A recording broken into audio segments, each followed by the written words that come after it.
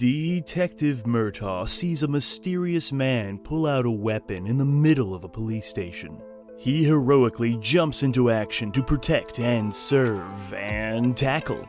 But it turns out it's just good old Mel Gibson, who overpowers and flips the 50-year-old character who is played by a 40-year-old actor named Danny Glover.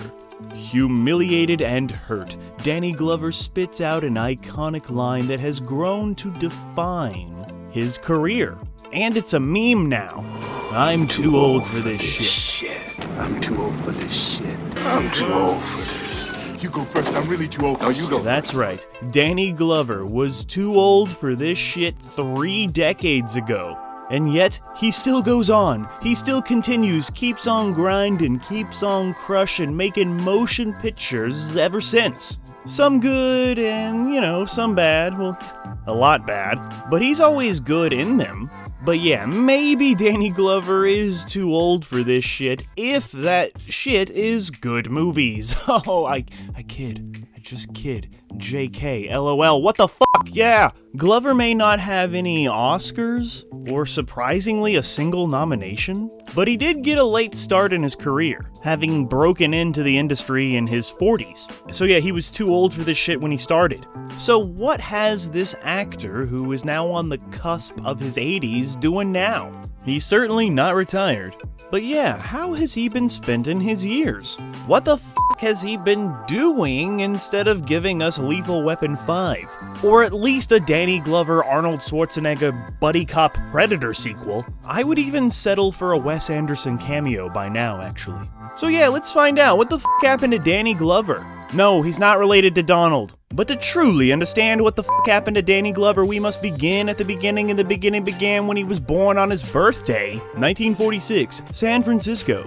It was here that Danny Glover attended State University, although he did not graduate. Later, he would enroll in San Francisco's American Conservatory Theater, focusing in the Black Actors Workshop. But even after his studies and briefly appearing in Escape from Alcatraz in 1967, Danny Glover worked in San Francisco's Office of Community Development until 1977. He gravitated to the small screen, appearing in shows like BJ and the Bear, Lou Grant, The Greatest American Hero, Hill Street Blues, which he actually has a 4-episode arc. Danny Glover arced.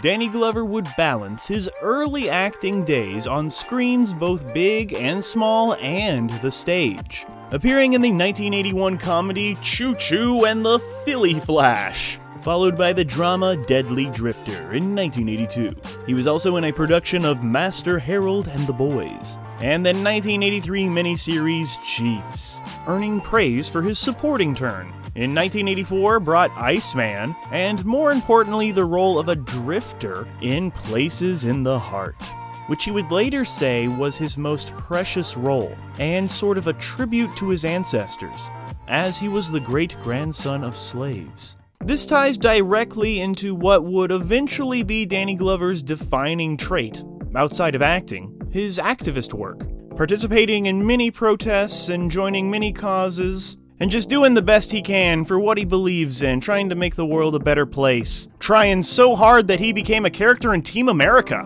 And his commitment to civil rights would actually come through in his film work and television work. Notably was the 2000s TV movie Freedom Song, which earned him an Emmy and SAG nominations. By this time, Danny Glover had no doubt arrived on the scene, and a lot of people were very interested in working with him. Soon truly breaking out after playing a corrupt lieutenant in Witness. He's a great villain in this movie. And Danny Glover is also absolutely incredible in a movie called Silverado. It's a Western, and his character, of course, has to deal with racism because it takes place in the past and in the West. And yeah, he pretty much steals the show in this one. It's a fun Western. Y'all should check it out. Yeehaw! But most notably, he would play the absolutely terrifying abusive husband to Whoopi in Steven Spielberg's The Color Purple in 1985. Not the musical. And yeah, believe it or not, this incredible, legendary, groundbreaking performance was not nominated for an Oscar. Despite critical praise and everybody talking about this performance, he still remained fairly under the radar. This didn't make him truly a superstar, but that was just around the corner. Because in 1987, he starred in 2 key productions that would change everything, everywhere, all at once forever. Danny Glover played Nelson Mandela in a TV movie, and he would star in Lethal Weapon, one of the greatest action movies ever made that truly changed how we look at the genre. He played this character so well that it kind of became a stereotype. He's the on the brink of retirement sergeant who's always trying to retire even though they kept making these things for years. This franchise was key for Danny Glover not just for international exposure, but it allowed him to fund projects of passion and importance. His chemistry with Mel Gibson, it's absolutely fantastic. Danny Glover makes this movie work, he grounds it, he brings the humanity to this bonkers, ridiculous action movie, and I mean that in the best way possible. He gets to be a badass and a caring father, and those 2 worlds combined, and he gets to really show off, his range of emotions. It's a fantastic performance. A lot of other actors would have just phoned this in. But not Danny Glover. He said, "F*** that phone," and then he beat it up and shot it. Then came Lethal Weapon 2, which, is also a really great film, and he's really great in it too. And this allowed him to work on 1990's To Sleep with Anger, which was his meatiest role yet, earning him an Independent Spirit Award in the process. With that came 1992's Lethal Weapon 3, which it's not as good as 1 and 2, but it's still pretty good. Why? Because it's a Lethal Weapon movie, and they just do their thing. And the success of Lethal Weapon 3 was used as leverage to get the following year's movie made, The Saint of Fort Washington. And by the time Lethal Weapon 4 was locked and loaded in 1999, Glover could press forward with nearly any project he wanted. Finishing up the 1980s, Glover played a pilot in Bat 21 and a tracker in the miniseries Lonesome Dove. This too was a pivotal role, as his skin color made him stand out because, it's a Western, and this ultimately led to his death. Spoiler alert for Lonesome Dove. Sorry. In the early 90s, Glover really came into his own, balancing a variety of genres to a varying degree of success. Like, of course, there was Predator 2, giving us a performance that stands out in a genre not really associated with, strong acting. I know Predator 2 gets a lot of hate, but actually recently people are kind of rediscovering that it's kind of brilliant and, of course, awesome. And this is kind of a perfect example, because Danny Glover, he can do anything and everything, so that kind of worked against him because Hollywood didn't really know what to do with him. So they were like, I guess he can be an action hero? Since Lethal Weapon works so well, yeah, let's put him in another action franchise. Predator, sure.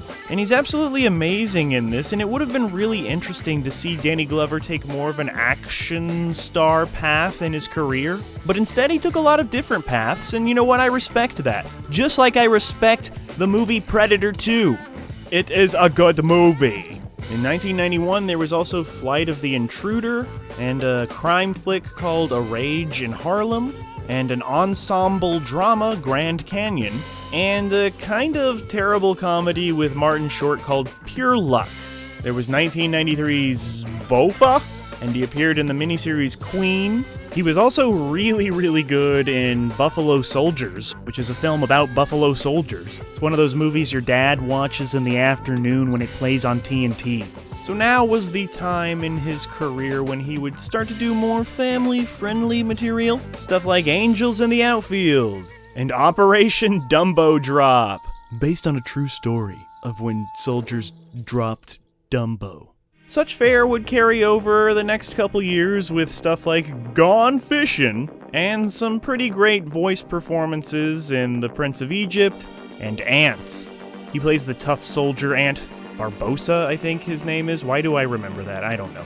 He ends up as just a head. The rest of the decade saw him in Switchback and Beloved. The first part of the 21st century brought the apartheid-focused Bosman and Lena, a thriller called 3 AM, And, of course, Wes Anderson's masterpiece, The Royal Tenenbaums. Tenenbaums? Tenenbaums. And he surprised us all when he showed us that he was absolutely a perfect fit for Wes Anderson's style. This is actually one of my favorite Wes Anderson characters. Danny Glover would then step behind the camera and direct his first feature, called Just a Dream. And he would return to TV with 2003's Good Fences, and would surprise us all again by showing up in Saw, the first one, Saw 1, which, became this huge mega hit franchise. It became so big that I actually forgot that Danny Glover was in this. I'm sorry, Danny, Mr. Glover. Here, Danny Glover hit us with a spree of movies that showed that he really didn't give a damn what you threw in front of him, as long as it came with a nice paycheck. Or at least that's just what it seems. He was in stuff like Missing in America, Bamako, Barnyard, The Shaggy Dog, Shooter, Poor Boy's Game, Battle for Terra, Honey Dripper, Miranda Regressa, Gospel Hill, Night Train, Down for Life, The Harimara Bridge, 2012?